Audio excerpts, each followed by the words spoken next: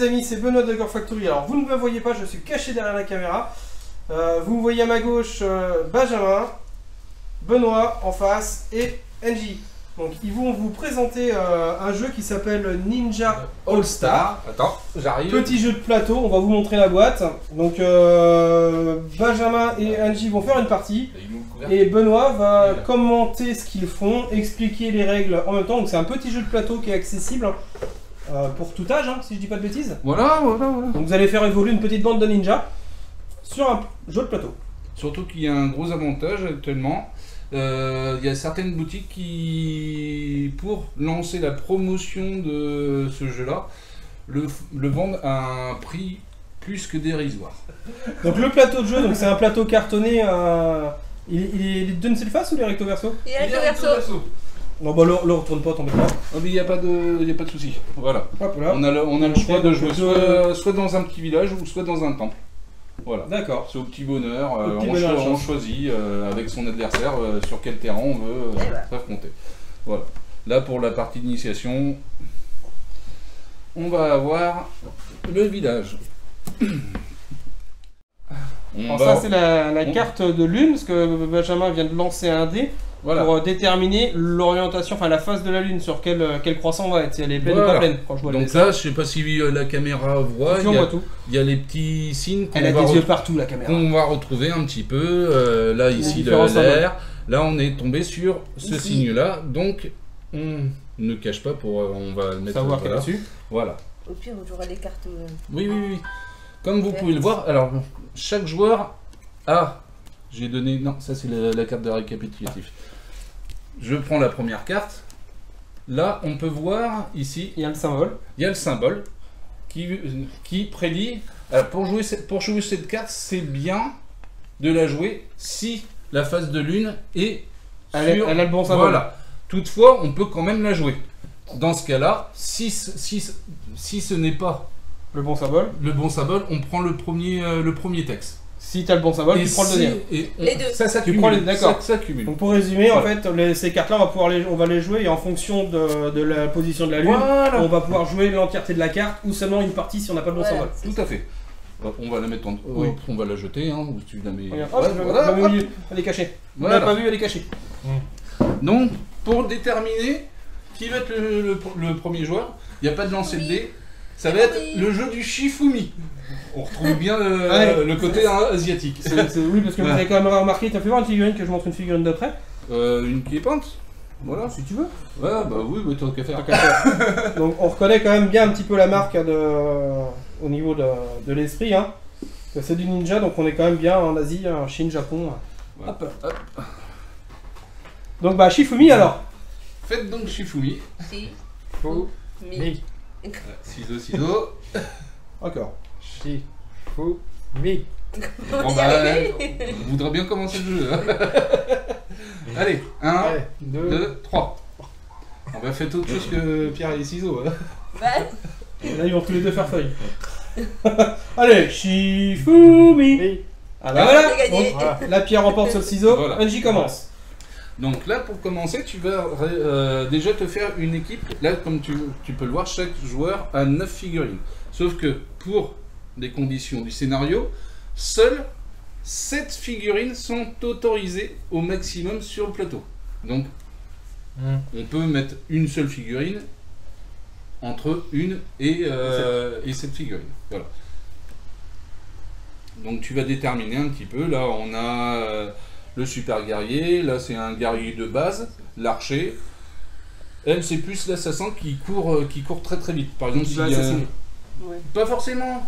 Ça peut être. Oui, elle court très vite. L'assassin, c'est fait pour assassiner quand même. Voilà. Mais imaginons qu'il y a un scénario ou une prise d'objectif. C'est bien d'envoyer parce qu'elle a quand même 7 de mouvement. D'accord. Voilà. Bon, moi, pendant qu'elle fait son petit choix, je vous montre. C'est bien un jeu de plateau donc, avec des cases. Vous voyez que les cases sont représentées par des petits points à chaque fois. C'est ça. J'expliquerai au fur et à mesure qu'est-ce que sont les petits symboles. Voilà.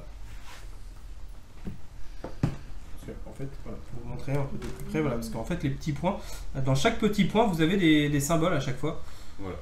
Là les petits arbres qui représentent, c'est de la fougère. Donc, tout simplement. Pour se déplacer dedans, ça va nous coûter 2 points de mouvement. Ça représente les différents terrains difficiles. Voilà. Comme ça. Là, ici, tu peux montrer, je sais pas si la caméra le montre, une sorte de... C'est comme les ponts un petit peu, ou les portes qu'on trouve au Japon. Les torii. Voilà. Alors pour ceux qui ne connaissent pas, les torii, ce sont des portes. Et pour la petite anecdote, qui sont souvent mal utilisées par les joueurs de figurines. Je parle en connaissance de cause, parce que moi, le premier qui suis en train de me faire une table Bushido, qui est un jeu de figues japonisant, j'aurais mal utilisé la porte, ce qu'on voit beaucoup sur les tables de jeu, alors que ça soit... il y en a plusieurs, hein. Là je parle de Bushido parce que je le connais bien en ce moment, mais j'ai perdu le nom. Test of Honor aussi qui est connu dans le milieu. Ah, oui. Il y a beaucoup de jeux sur cette époque-là et on met souvent des portes parce que c'est vrai que ça fait sympa et c'est typique du Japon.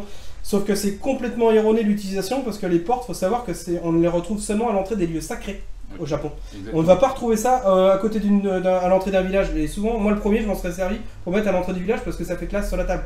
Sauf que non, bah non, ça se fait pas. Donc moi je le ferai pas. Donc, comme je disais, ce petit symbole, c'est pour représenter tout ce qui va être les bâtiments. Bon, pour aussi les bâtiments, pour délimiter... en fait, tous les petits points avec les symboles voilà. permettent de délimiter les différentes zones. On le retrouve au niveau des toits. Donc, pour pouvoir monter, on est sur le sol, pour pouvoir monter sur un toit, ça va nous coûter pas 2 de mouvement comme les fougères, mais 3 points de mouvement. D'accord, tout simplement. Voilà. Ouais, c'est bien le côté pointillé du coup avec les symboles, c'est bien pensé parce que ça permet de délimiter en fait la zone et en ayant un plateau 2D d'avoir comme cet effet de hauteur voilà. et de volume. C'est bien pensé. Au niveau des déplacements, on peut aller en diagonale, on peut faire, on n'est pas obligé d'aller comme dans certains jeux d'avancer tout droit. Ouais, c'est libre de mouvement. Bon, voilà, du moment qu'on respecte le maximum de son mouvement, on peut aller où on veut. Ça marche. Donc je vous décris un petit peu la partie de déploiement. Donc Angie a gagné au Shifumi, donc elle a le choix de choisir, c'est beau ça, soit de se déployer, donc c'est cette figurine directement dans les 2 cases avec les symboles qui sont entourés par des carrés, ou de laisser se déployer son adversaire. Et là elle a choisi de laisser déployer Benjamin, du coup comme ça va lui permettre de voir comment il se déploie. C'est très bien. Donc le déploiement des 2 forces en présence sont terminés, donc ils se sont... répartis à peu près équitablement. Un peu plus sur le côté, Benjamin, et un J à peu près central. Donc début du tour 1 alors. Alors je sais pas comment ça fonctionne, est-ce que c'est du jeu alterné, c'est du parcours. Elle va jouer une figurine. Chacun joue sa figurine. Voilà, il va jouer une figurine. Et donc à chaque fois qu'il y aura une figurine qui sera on y met un marqueur jouée, pour dire qu'elle est activée. Voilà, tout simplement. Eh ben vas-y, Angie. Donc tu te rappelles un petit peu? Oui, c'est bon. Oui.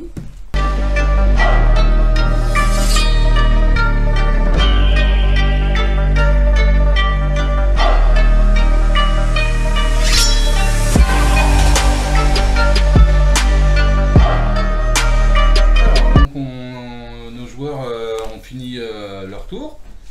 La première chose que vous allez faire, donc chaque joueur va pouvoir déplacer une figurine qui est dans la salle de repos vers la salle de... En commençant par celui qui a l'initiative. En commençant par celui qui a l'initiative. Donc, qui est le jeu. à toi. Chaque joueur maintenant va retirer tous leurs pions d'activation.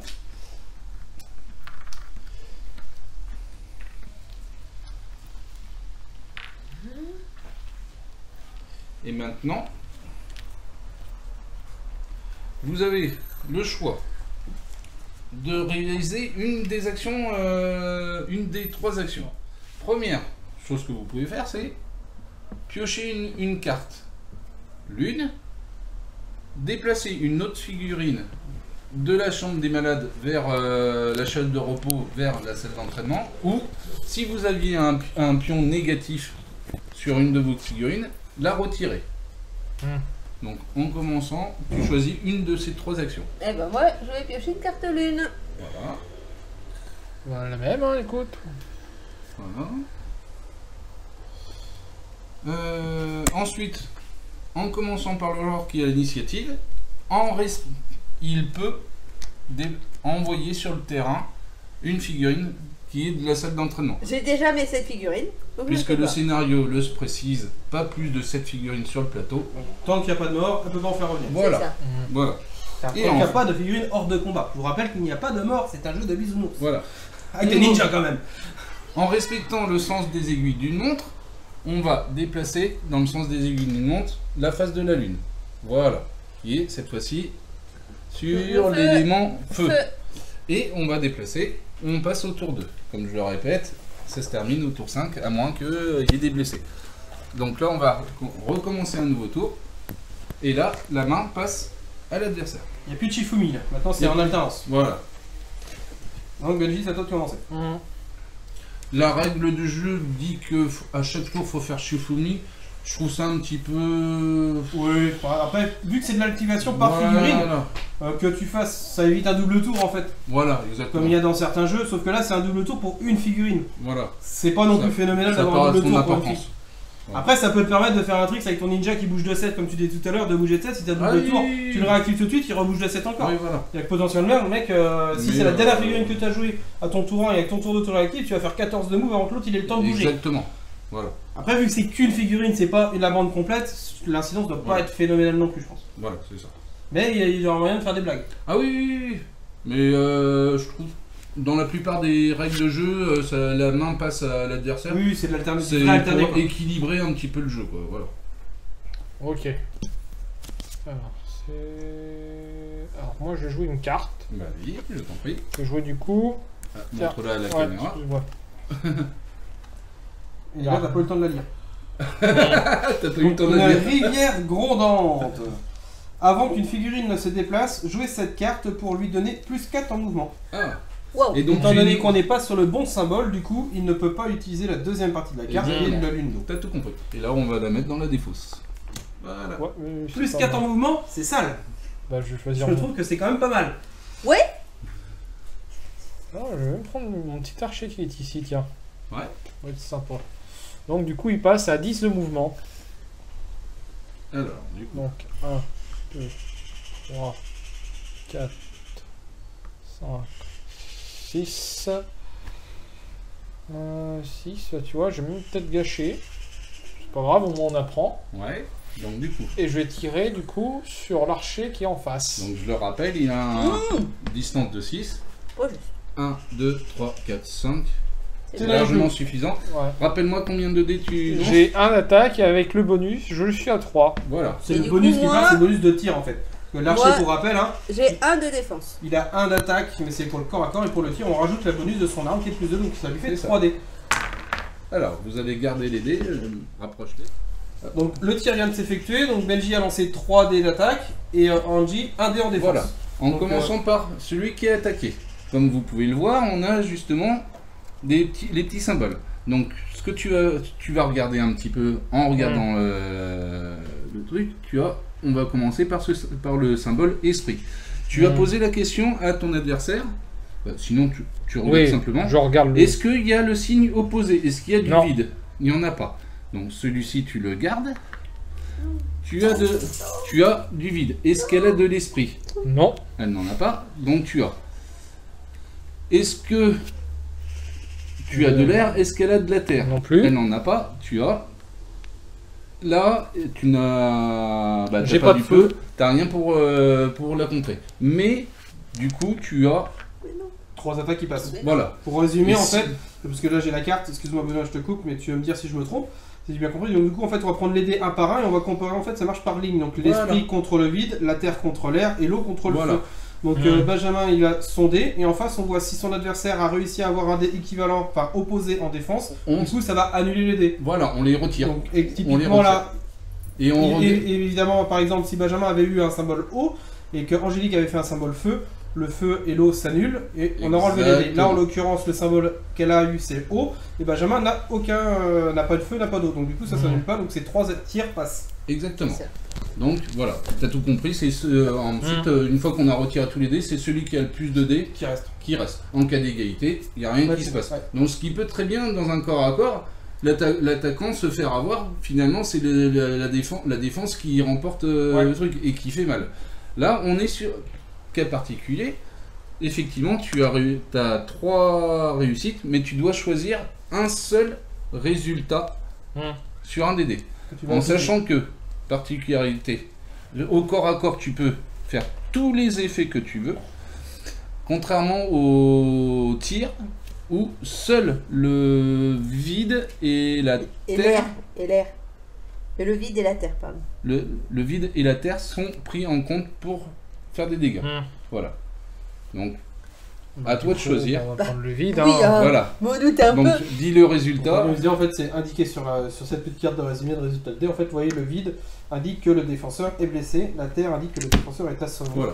Les Donc, comme esprits, c'est l'attaquant est blessé, donc forcément, il va pas prendre ça. je suis blessé, je vais dans la salle du dodo. Et moi, J'ai blessé un égale point. barre de combat. Et Voilà. simplement. Et Un il point gagne un point de victoire. Tout simplement, c'est vraiment simple et efficace. Ah oui, oui, oui. Donc là, du coup, c'est RNG maintenant. Toi, tu vas attaquer. Ouais. Et la défense remporte le duel parce qu'elle a plus de dés. Plus de Voilà. dégâts défenseurs. Bah, finalement, c'est la défense qui peut blesser, voire envoyer au C'est vraiment du tapis. combat en même temps, quoi. Voilà. Exactement. Donc, d'où l'intérêt aussi de jouer sur les soutiens, attaquer dans le dos. Et en plus, on peut faire encore un combo supplémentaire avec des cartes qui en rajoutent encore D'accord, plus de dés. on peut comboter avec des attaques Voilà. multiples en se mettant à plusieurs contre 1 pour avoir des bonus. Ouais.